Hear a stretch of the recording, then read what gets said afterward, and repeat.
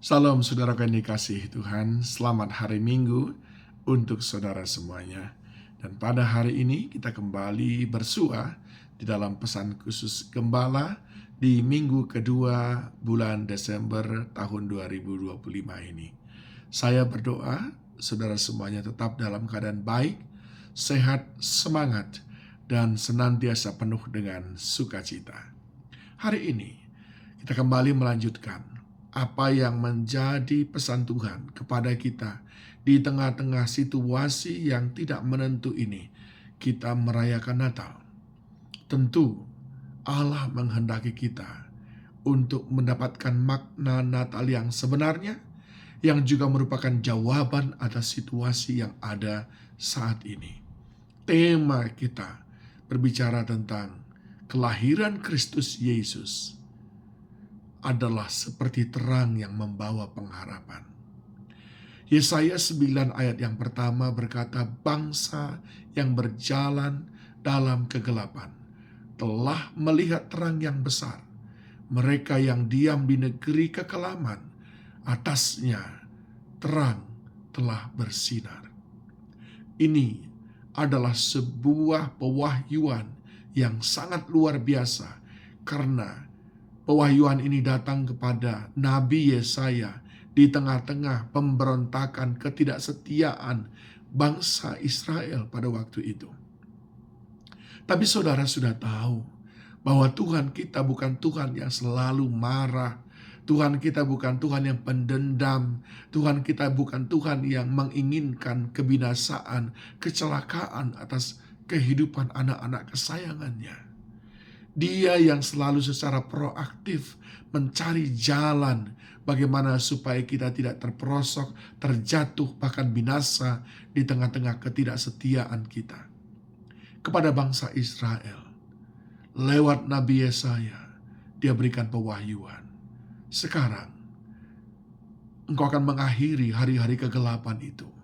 Engkau akan mengakhiri hari-hari yang susah itu. Engkau akan mengakhiri masa-masa penderitaan itu. Ini mengandung makna bahwa dalam kehidupan kita saat ini pun ada pengharapan.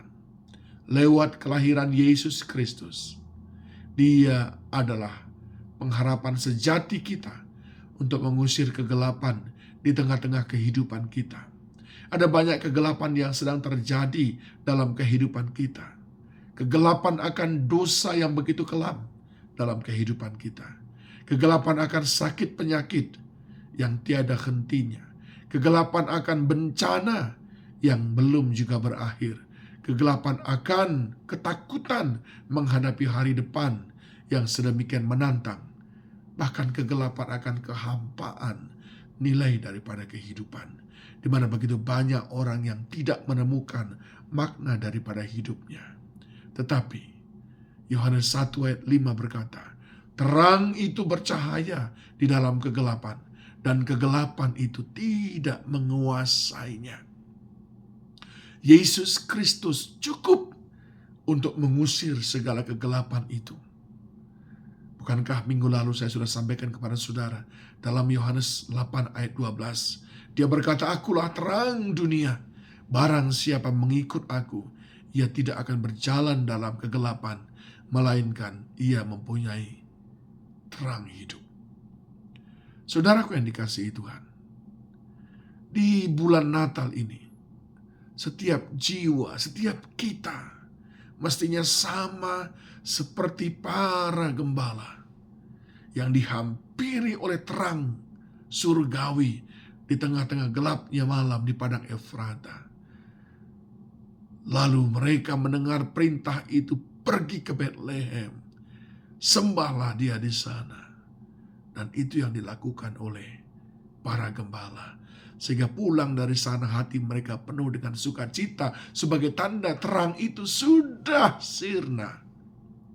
Mari, setiap jiwa hendaknya berlutut di hadapan Tuhan.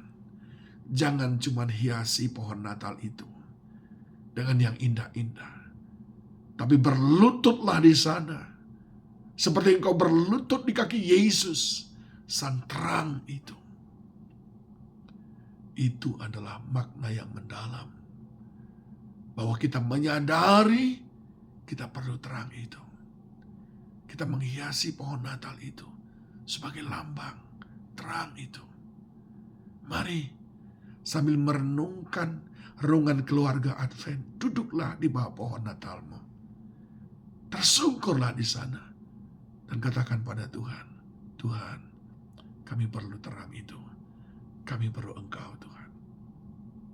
Makna yang kedua yang saya ingin sampaikan kepada saudara adalah ketika Yesus Kristus lahir, Sang terang hidup itu, Dia mau supaya kita menyadari untuk tidak lagi mengandalkan hal-hal yang lain sebagai sumber daripada terang dalam kehidupan kita.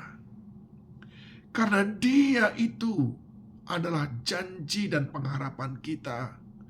Pengharapan yang tidak pernah mengecewakan.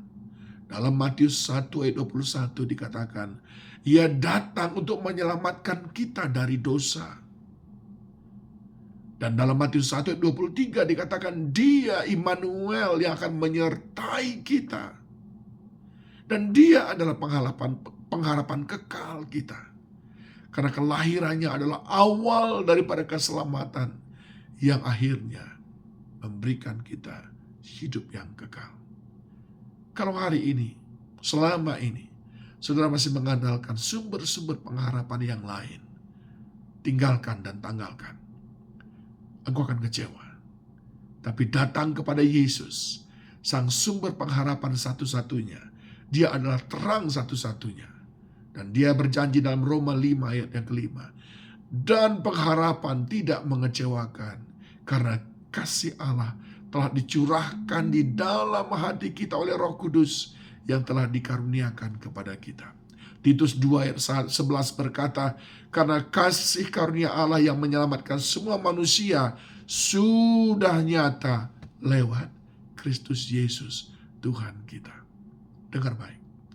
Kelahiran Kristus adalah bukti bahwa Allah tidak pernah berhenti mencari jalan untuk menyelamatkan dan melewati hari-hari yang penuh keputusasaan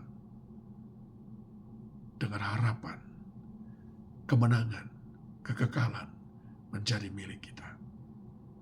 Dan yang ketiga, saudaraku, dalam memaknai kelahirannya Sang pembawa pengharapan itu, maka kita harus hidup sebagai anak-anak terang Sang pembawa pengharapan juga.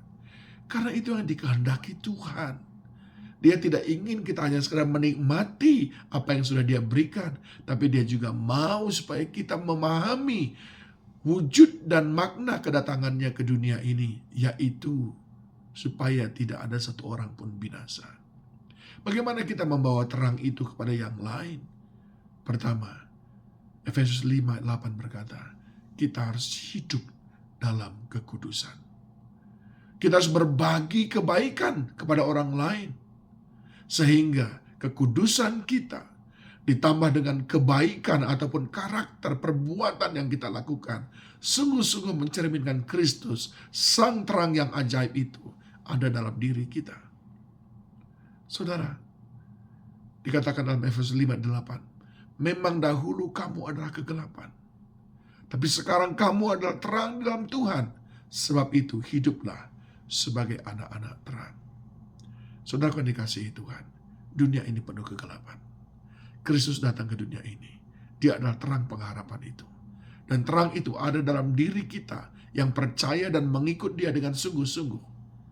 Dan saat ini Dia juga menghendaki supaya kita memantulkan terang itu, membagikan terang itu kepada semua orang. Dengar saya baik-baik. Apa gunanya menyalakan lilin Natal jika kita sendiri tidak mengizinkan terang itu bersinar dan keluar dari hidup kita, bercahaya semakin hari semakin terang seperti rembang tengah hari. Saudara yang dikasihi Tuhan, mari sambut Natal dengan melihat Kristus Yesus sebagai terang yang ajaib itu. Mari sambut Natal dengan menjadikan Kristus Yesus sebagai sumber pengharapan satu-satunya. Dan mari sambut Natal dengan menjadikan hidupmu menjadi pantulan terang Kristus bagi sesama.